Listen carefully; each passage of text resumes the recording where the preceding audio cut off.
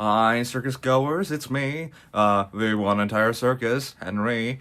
You might be wondering why I'm dressed like this and talking like this. Well, that is because I'm going to be seeing Jurassic World Rebirth today, and, I wanted to dress up as one of my favorite characters for the movie. That or wear my Jurassic Park t-shirt.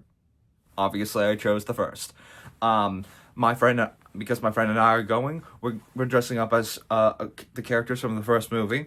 So yes, and I'll try to stay in character the entirety of this video, but just want to give some context as why I'm talking like this. That said, let's begin.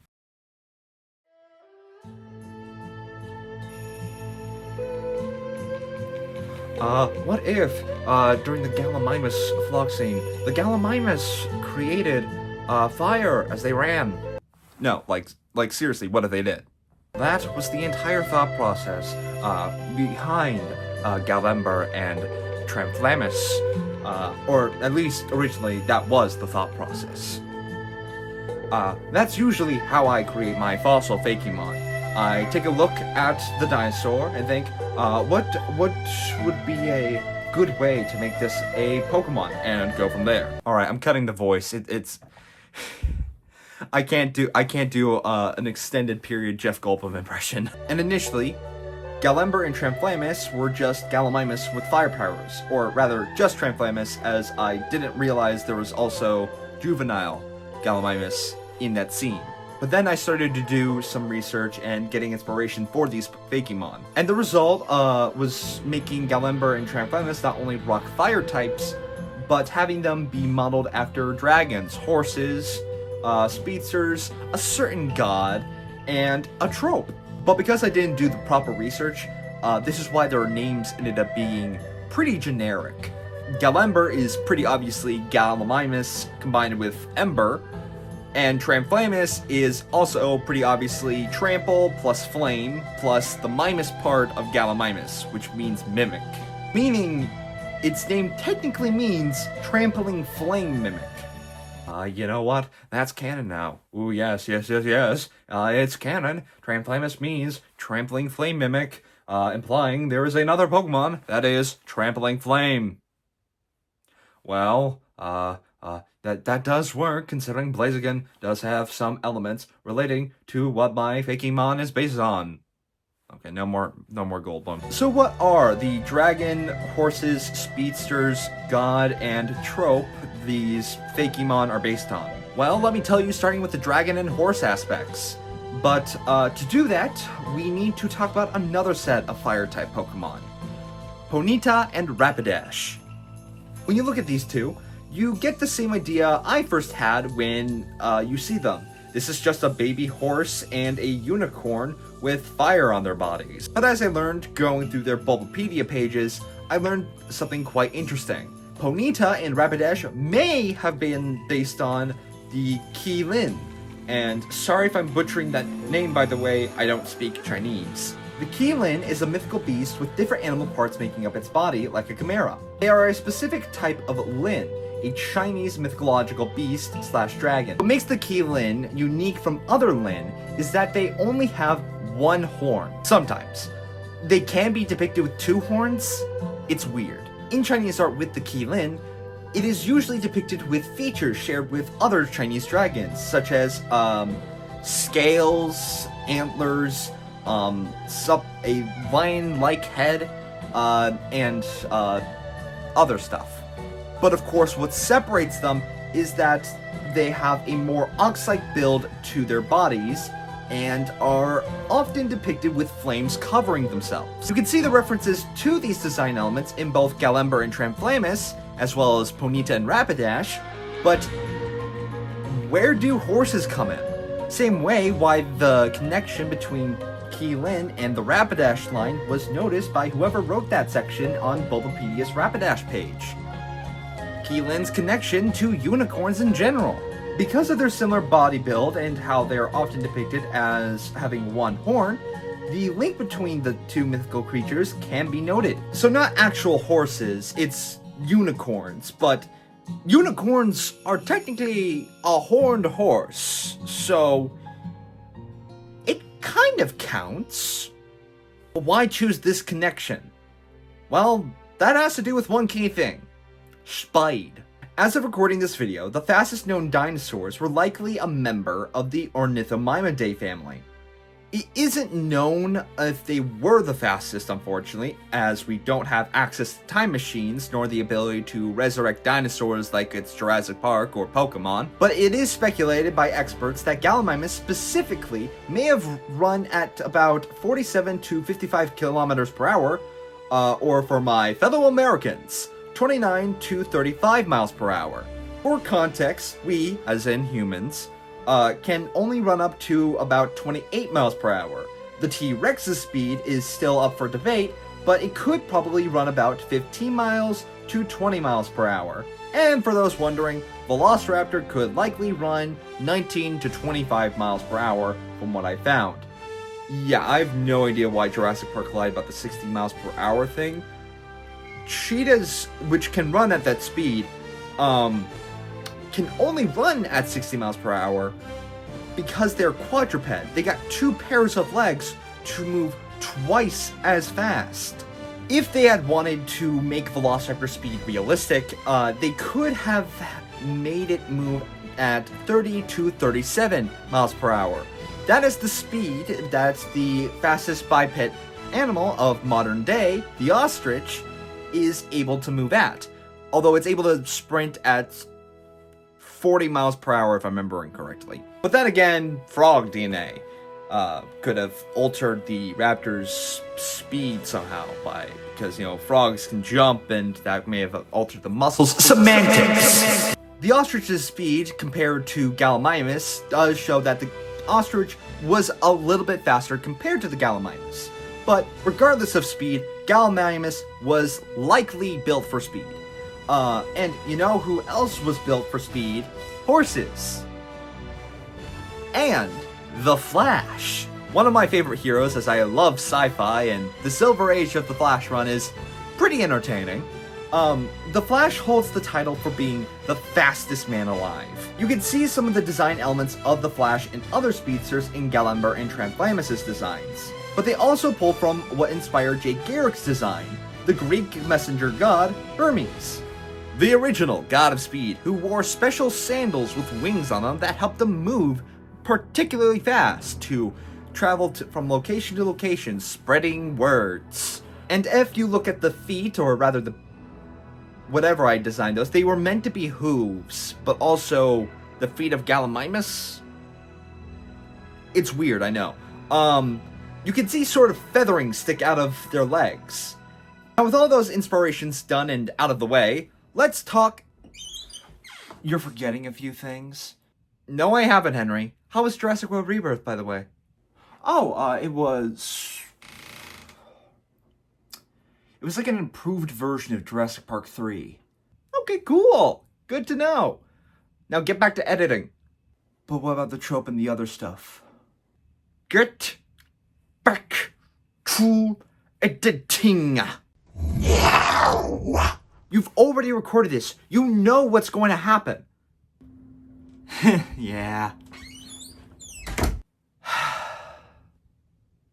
Now let's talk about Gallember. While I did talk about what most of its inspirations were that inspired its design, its appearance is more specifically modeled after the younger Gallimimus seen in the first Jurassic Park, that can be seen running with the adults. You don't see them clearly, but they had patches of light over a mostly orange body.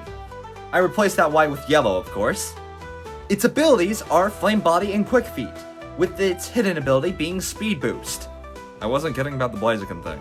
Flame Body has 2 functions, the first being for battle, and the second being for outside of battle. The first function is a form of protection, as if the opponent makes physical contact with Gallember, there's a 30% chance that they will receive the burn status effect. The second function is that it will help increase the speed it takes to hatch eggs. As for Gallember's second ability, Quick Feet, it causes the Pokemon speed to increase by 50% if it has a status condition. But the reason for these 2 abilities can be inferred by its dex entry, which states, when startled or harmed in any way, Gallember will run away from whatever attacked it and become covered in a blazing aura resembling feathers. Because they lived in groups 100 million years ago, this often led to massive fires. So Quick Feet is meant to refer to the easily startled nature of Gallember, and Flame Body is meant to represent the fire feather aura that Gallember becomes surrounded by while running. This aura is in reference to two things, the Flash's Speed Force aura and real-world Gallimimus. The Speed Force aura is a protective frictionless field that covers Speed Force conduits, like the Flash, while they are running. This is how he can withstand high-speed impacts, wind burn, and other things speedsters should get if they obeyed the laws of physics.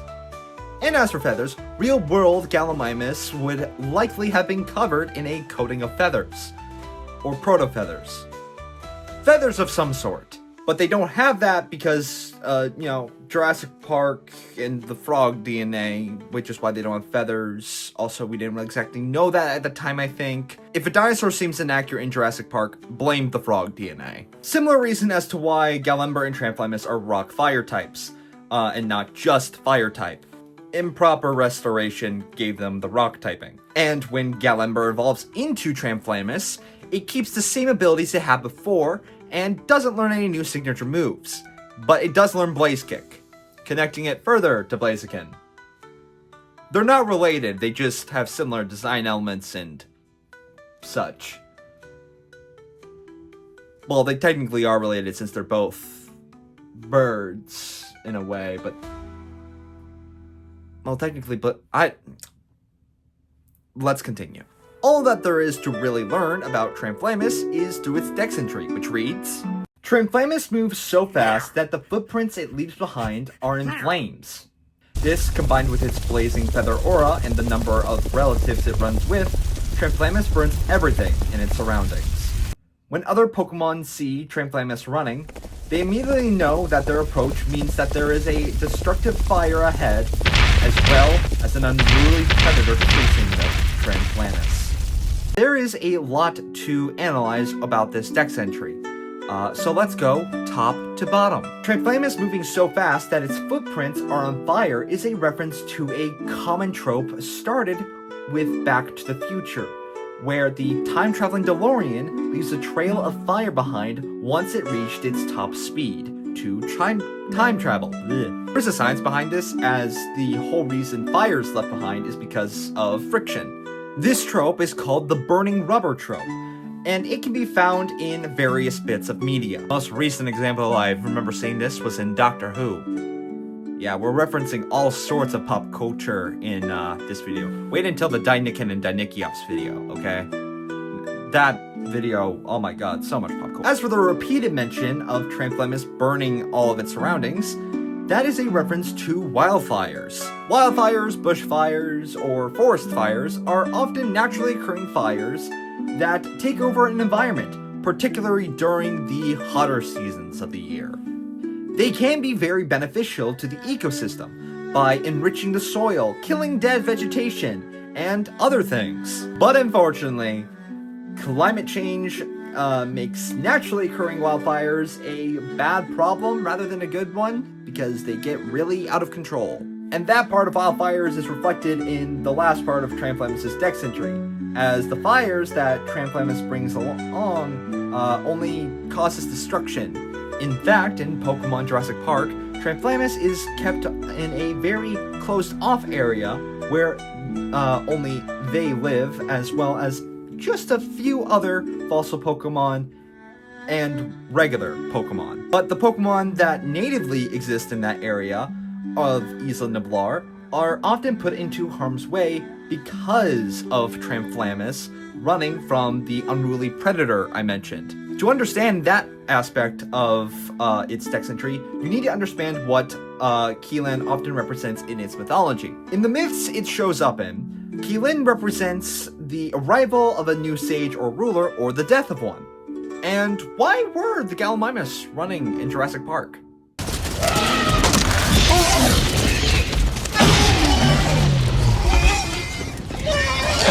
I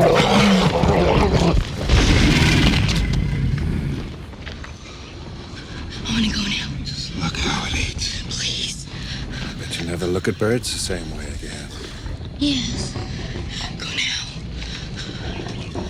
Okay. Keep low and follow me. Look how much blood. Anyways, Tyrantrum is based on kings, and Tramflamus' arrival signifies an unruly predator, just as Keelan's arrival signifies a ruler. Ruler, king, makes sense.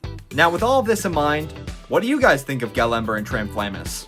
Leave a comment, like and share if you want, and subscribe if you haven't already. By the way, if you want to see more of the Pokemon Jurassic Park stuff, like the stuff I post on here, check out my Tumblr page. By the way, if you want to see more of the Pokemon Jurassic Park stuff that I post on here, check out my Tumblr page. I'll be posting not only the Fakémon I post on here with a few more details about them, like stuff I didn't mention, like Dex entries or what their shinies are based on, but I'll also be posting world building stuff, like what the ecosystem of the islands are like, or what sort of technology InGen uses in other companies in this version of Jurassic Park. I will also be posting what sort of teams each character from each movie would have. A topic that would be sort of difficult to turn into script form if I were to post it onto YouTube. My Tumblr username is the same username as my YouTube channel, The One Entire Circus. Also, just so you know what it looks like this. And with that said, goodbye!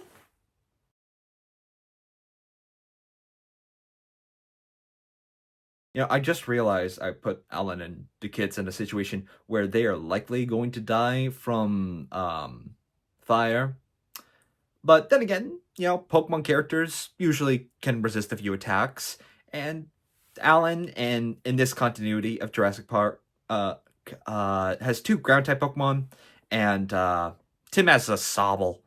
So, they'll probably be fine.